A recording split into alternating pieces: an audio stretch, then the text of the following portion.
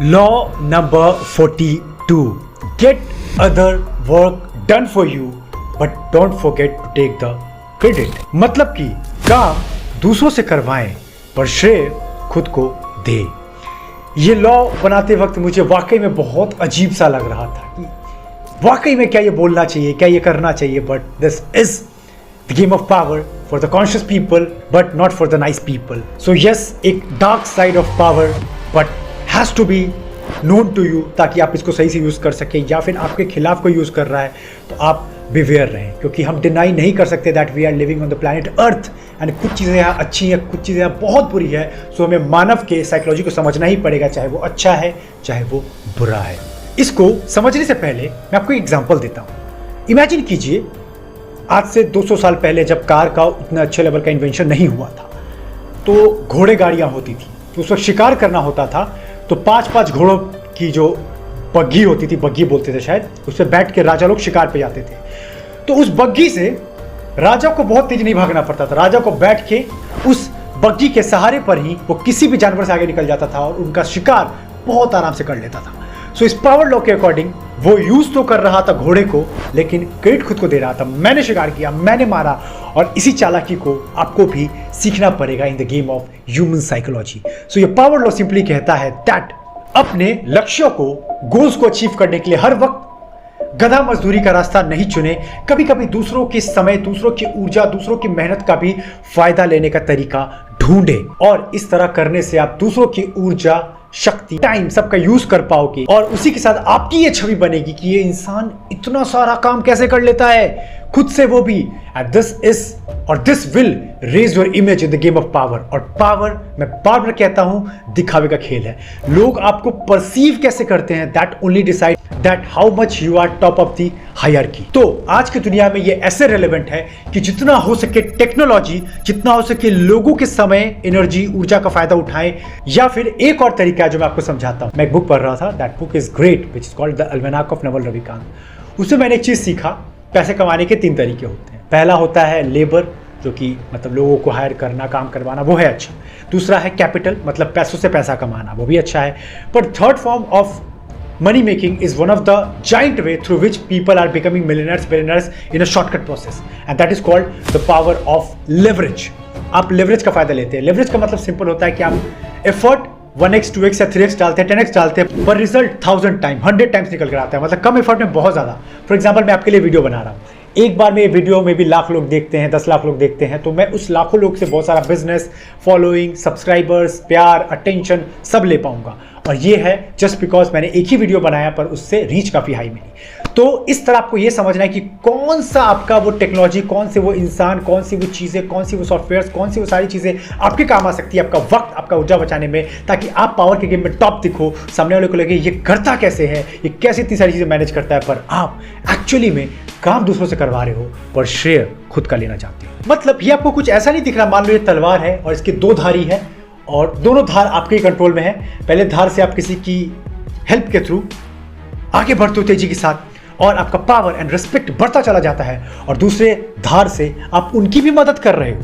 For example, किसी इंसान को आपने हायर किया, आप उनसे काम निकलवा रहे हो और अच्छे वे में काम निकलवा रहे हो ताकि आपका ग्रोथ हो, और कहीं ना कहीं आप उनको सैलरी दे के, उनकी हेल्प करके, फाइनेंशियली, मेंटली, इमोशनली उनको भी आगे बढ़ने में मदद कर रहे हो। तो विन विन है, और अच्छे से अगर यूज किया जाए then it will give you a very high competitive advantage. जैसे अगर आपने शांत मन से बैठ के सोचा होगा, एक मूवी बनाने के पीछे कितने लोग का हाथ होता है, डायरेक्टर, प्रोड्यूसर, स्क्रीन राइटर, जो रिकॉर्ड करते हैं, जो प्लान करते हैं, जो एडिट करते हैं, इतना कुछ। लेकिन लास्ट में हम लोग क्या बोलते हैं, मूवी में हीरो कौन था भाई, हीरो ने एक्टिंग कैसे की, इवन हीरोइंस को भी भूल जाते हैं, डायरेक्टर्स को भी भूल जाते हैं। हीरो हीरो हीरो हीरो के बदौलत ही मूवी चलती है और हीरो ही सारा क्रेडिट लेके जाता है। तो क्या हम ये बोलेंगे बाकी लोग जो काम करें सब गधे हैं? नहीं, वो जरूरत है, वो फेस वैल्यू है, वो हाई पे रहेगा ही, और वही पावर को डिनोट करेगा। सिमिलरली आपको भी अपने आप को एज अ ब्रांड आगे निकाल कर लाना ही पड़ेगा। और इसलिए मैं अपने रेबल्स कम्युनिटी में भी चीज़ डिस्कस कर रहा था। बहुत तो बोलते थे कि फेसलेस यूट्यूब चैनल बना लूँ क्या मैं against new faceless YouTube channel के, पर मैं मानता हूं अगर आप मेरे साथ स्पेशली जुड़े हैं तो आपको अपने फेस वैल्यू पे काम करना होगा। अपनी ब्रांड अपने फेस से आपको बनानी ही पड़ेगी ताकि लोग आपको आपके फेस से पहचाने, और अगर आपको फेस से पहचानेंगे मतलब आप पे ज़्यादा ट्रस्ट करेंगे। ज़्यादा ट्रस्ट का मतलब you can do business, you can do some good work for society as well. क्योंकि मैं आपको समझाऊंगा या सजेस्ट करूंगा कि पावर के गेम में ना हर वक्त आपको गधों की तरह बस काम करते हुए खुद को नहीं दिखाना है। Sometimes you have to look in such a way, जो मैंने एक पावर लॉ शेयर भी किया था, ऐसा लगना चाहिए कि आप वक्त को कंट्रोल कर रहे हैं।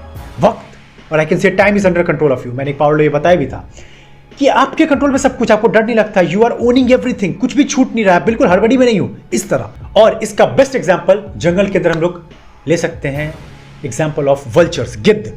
कभी शिकार करते देखना शेर को या जंगली जानवरों को, वो पीछे पड़े होते हैं, वो बहुत मेहनत करते हैं, ढूंढते हैं, लेकिन गिद्ध ऊपर चुपचाप मंडरा रहे होते हैं, चुपचाप देख रहे होते हैं कौन शिकार कर रहा है, शिकार कौन करके चला गया, और फिर चुपचाप जाते हैं उस पर अटैक करते हैं, अपना खाना लेके जाते हैं। सो कभी कभी आपको चुपचाप दूसरों की मेहनत पर भी फायदा लेना आना चाहिए। हाँ, मैं जानता हूं ये लाइन थोड़ा सा सही नहीं है, पर जैसा कि मैं पावर का सीरीज चला रहा हूं और मैंने पहले दिन ही ये कह दिया था from the law of power कि चीज़ें सब कुछ सही नहीं होगा। पावर का गेम थोड़ा सा गंदा है और सबके लिए नहीं होता, इसलिए मैं कहता हूं कि नाइस लोगों का ये खेल नहीं है, आपको अपने हाथ गंदे करने ही पड़ते हैं। इस पर एक ग्रेट पॉलिटिशियन ग्रेशियन वो कहते भी थे कि हर वक्त अपने आप को महान दिखाने की जरूरत नहीं है, कभी कभी दूसरों की नॉलेज का, दूसरों की ऊर्जा का, दूसरों की लेबर का ही फायदा लेना सीखो। और इसके लिए सबसे अच्छा हथियार तुम्हारे लिए दो ही चीज होंगी, जो मैं हर बार चिल्ला चिल्ला के बोलता हूं। First one books, second one is mentor. देखो, तुम मानो ना मानो, तुम्हारे पास इतना वक्त नहीं है। बहुत इडियट्स को मैंने सुना है, मैं इडियट वर्ड यूज करूंगा, मैं गलती करके सीखता हूं, मैं बहुत गलतियां करता हूं, गलती करूंगा सीखूंगा, गलती करूंगा सीखूंगा, करता रहे भाई, कहां तक पहुंचेगा। लेकिन जब मेरे पास मौका है कुछ ऐसे दिग्गजों का बाह थामने का, जो कुछ अमेजिंग काम इस दुनिया में करके चले गए और उन अमेजिंग काम को अपनी किताबों में पिरो कर चले गए, तो मुझे करना क्या है? मुझे बस उनकी बातों को उठाना है, एग्जैक्टली कॉपी तो नहीं करना है, पर उनको अपने अकॉर्डिंग ढालना है, यूज करना है। और ये चेक करने के लिए वो कब्र से उठकर नहीं आएंगे मुझे देखने कि मैं उनकी चीजों को एग्जैक्टली कॉपी कर रहा हूं या नहीं।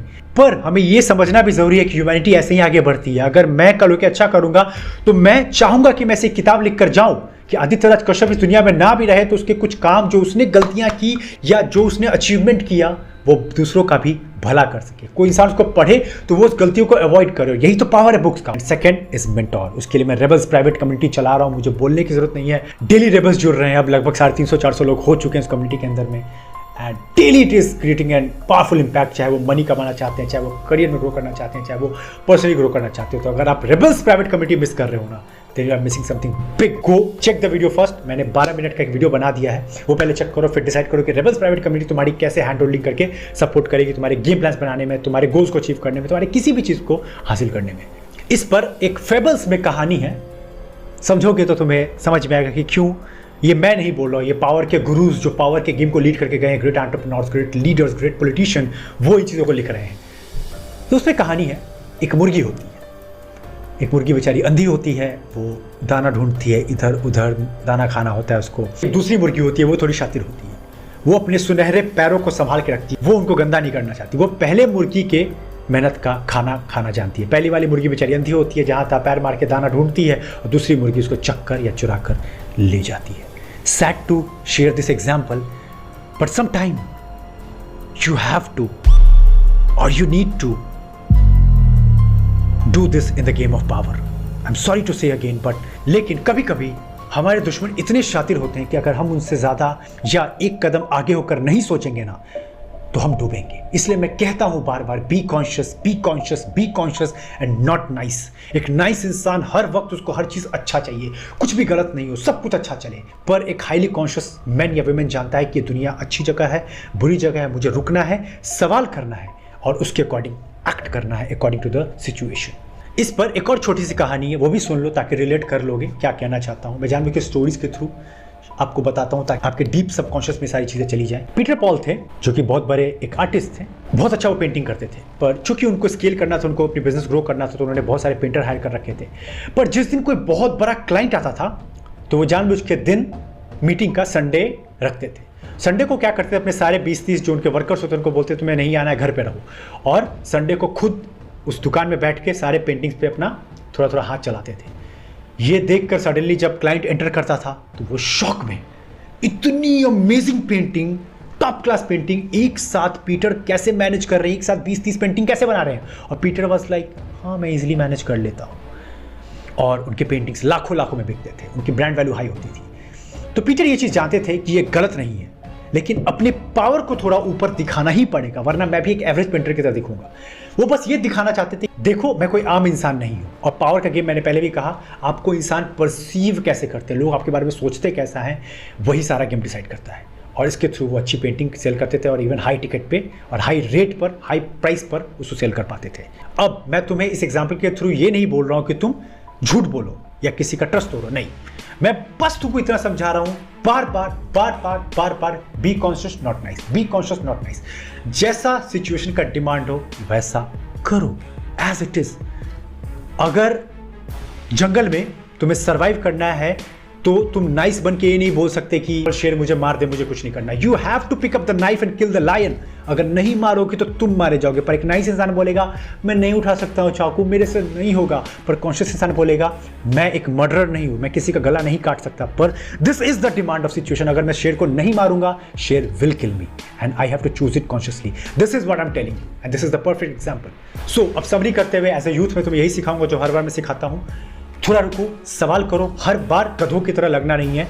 मैं जानता हूँ hard work is one of the important thing और मैं भी बहुत ज़्यादा इवन मेहनत करता हूँ, लेकिन सही डायरेक्शन में वर्क करना है। जितना हो सके सॉफ्टवेयर, जितना हो सके टेक्नोलॉजी, जितना हो सके लोगों की टाइम, ऊर्जा का भी इस्तेमाल करना है ताकि आप उनसे काम करवाए पर श्रेय खुद ले, ताकि लोग आपको as a powerful person perceive करें। ऐसा लगना चाहिए कि तुम्हारा सारा काम इजीली हो जाता है। You own the time, you control the situation, you are owner of your attitude, ताकि तुम्हें लोग इस तरह परसीव करें कि ही इज और she is in the game of power, और I can say you are in the top 1% club of the people. और वैसे 1% क्लब से याद आया, द डेंजरस यू, मतलब ये वर्कशॉप मैं किसी को रिकमेंड नहीं करता हूँ, रिकमेंड नहीं करूँगा आपको भी। पहले 12 मिनट का वीडियो चेक कर लेना, मैंने एक बना दिया है।